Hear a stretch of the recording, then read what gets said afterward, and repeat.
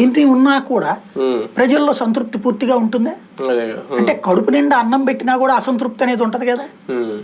దాన్ని ఎలాగ పరిష్కరించాలి అంటే కొత్త మొఖాలు చూపెట్టడం.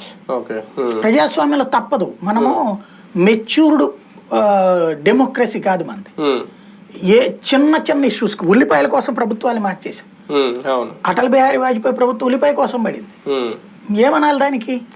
అంటే ఇక్కడ మన సైకలాజికల్ గా మెచ్యూర్డ్ గా ఆలోచించగలిగినటువంటి వాళ్ళు తక్కువ ఉంటారు. మన విదేశాల్లో కూడా అట్లుంటారు, కానీ విదేశాల్లో 60 నుంచి 70% మెచ్యూర్డ్ గా ఆలోచిస్తారు, 30% మంది మాస్ గా ఆలోచిస్తారు. మన దగ్గర రివర్స్, 30% మంది మెచ్యూర్డ్ గా ఆలోచిస్తాడు. మెచ్యూర్డ్ గా ఆలోచించేవాడు ఎవడు పోలింగ్ బూత్కు పోడు. వీళ్ళందరికి కూడా ఫేస్బుక్ లో, ట్విట్టర్ లో, ఇన్స్టాగ్రామ్ లో ఓటింగ్ ఇస్తే వేస్తారు. అదే ఇమ్మెచ్యూర్డ్ గా ఉన్నటువంటి ఓటర్లు 100కి 70 మంది ఉన్నారు.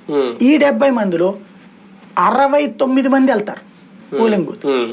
వీళ్ళకి కొత్త ఒక వింత కావాలి.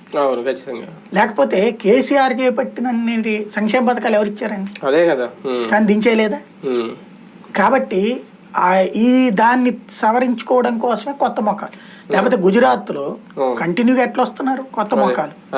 మధ్యప్రదేశ్ మారిస్తేనే గెలిచారు. కాబట్టి కొత్త మొఖాలు తప్పదు. ఈ అసంతృప్తిని చల్లార్చడానికి ముఖం మార్చడం ఒక్కటే పరిష్కారం. రైట్. జగన్మోహన్